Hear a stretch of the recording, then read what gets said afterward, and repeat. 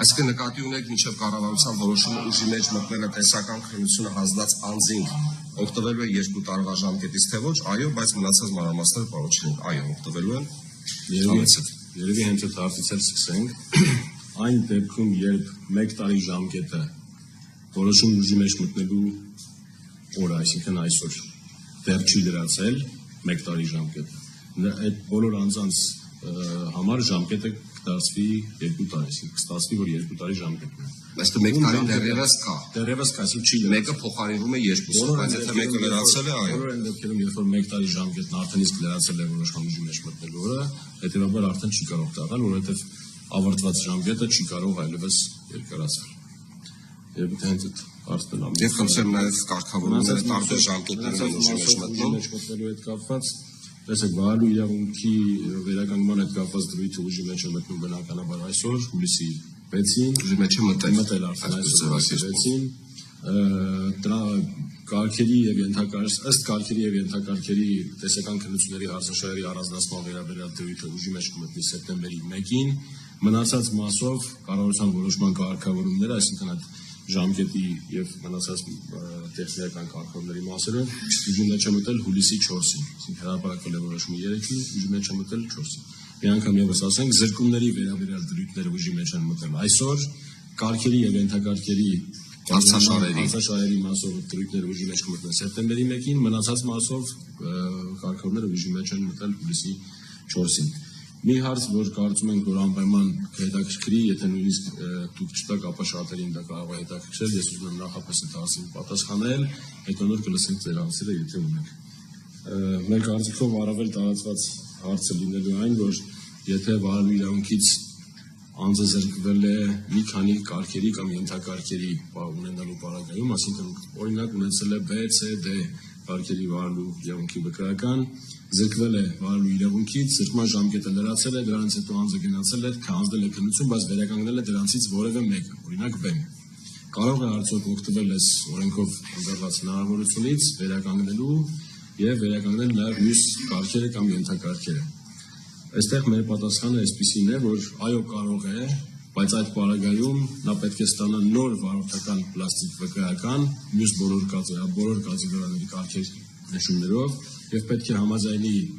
նաեւ այն կարգի համար փորձաշրջանի, որը արդեն իսկ իր քննությունով ձեռք է բերել, այսինքն փորձաշրջան 1 տարով եւ վերականգնի իր բոլոր կարգերն ու ենթակարգերը։ Դա արդեն անձի ցանկությունն է։ Եթե ցանկություն կունենա համաձայնել փորձաշրջանի 6 տուգանային միավորով, ապա կարող է վերականգնել նաեւ մյուս կարգերն ու ենթակարգերը։ Ես մի փոքր մեկնաբանությամբ շարունակեմ, պարոն Չիլինյանի միտքը։ Անոր խնդիրն է, որ անկախ վարորդական վկայականի վրա արտացոլված կարգերի եւ ենթակարգերի քանակից պետությունը վարորդին տրամադրում է 13 միավոր ստանդարտ պայմաններով։ Այսինքն սա չի կարող դիտվել առանձին։ Բոլոր կարգերն ու ենթակարգերը պետք է դիտարկի 13 միավորի, իսկ նոր կարգավորումների պարագայում 6 միավորի պարագայում։ Հետևաբար միանշանակ պարոն Չիլինյանի հետ համաձայն եմ, որ վարորդի ընտրությամբ դա պետք է լինի, եթե ինքը ցանկանում է այսպես կոչված նոր կարգավորումներով գնալ, ուրեմն բոլոր ենթակատեգորիաներով կամ կատեգորիաներով պետք է գնալ փորձաշրջան։ Կամ հակառակը, եթե ինքը ուզում է 13 բալի այն ստանդարտ ընթացակարգը պահպանի, ուրեմն պետք է գնալ եւ որակավորման քննությունները հասնել եւ չեմ հիշում, պարոն Չիլինյանը նշեց, արդյոք ում ժամկետը լրացել էր մինչեւ հուլիսի 6-ը զրկման անցումային դրույթների կոնտ։ Եթե նշել եք, ես չանդրադառնամ։ Որտեղ այդ 1 տարվա գաղափարը մի քիչ հարուցան կարող է թյուրընկալում առաջացնել։ Տեսեք, եթե զրկման ժամկետը վաղուց լրացել է կամ լրացել է մինչև 2026 թվականի հուլիսի 5-ը ներառյալ, այս մարդիկ կարող են դիմել հուլիսի 6-ից, այսինքն այսօրվանից սկսած 1 տարվա ընթացքում, այո։ Եթե կան մարդիկ, որոնց զրկման, վարելու իրավունքի զրկման ժամկետը դեռևս չի լրացել, անպայման պետք է սպասել մինչև այդ ժամկետը լրանա։ Լրանալուց հետո այլի կրկին մնացած պայմանները նույնն են, 1 տարվա ընթացքում դիմել պետական տուն եւ այլն, դրա մասին արդեն խոսել են։ Որտեղ կարող է տպավորություն ստեղծել, որ բոլորը իբր հուլիսի 6-ից կարող են դիմել, բայց այդպես չէ։ Պետք է անպայման զրկման հիմքը վերացած լինի, այլ կերպ ասած, զրկման ժամկետը պետք է լինի ավարտված։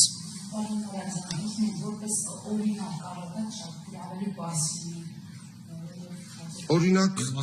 ասեք, պարոն Չիլինյան, համեցեք։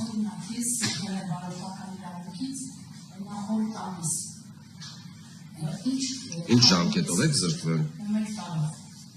Ես ես զրկվել եք օրինակ 2026 թվականի հունիսի 15-ին, օրինակ։ Մեկ տարի ժամկետ։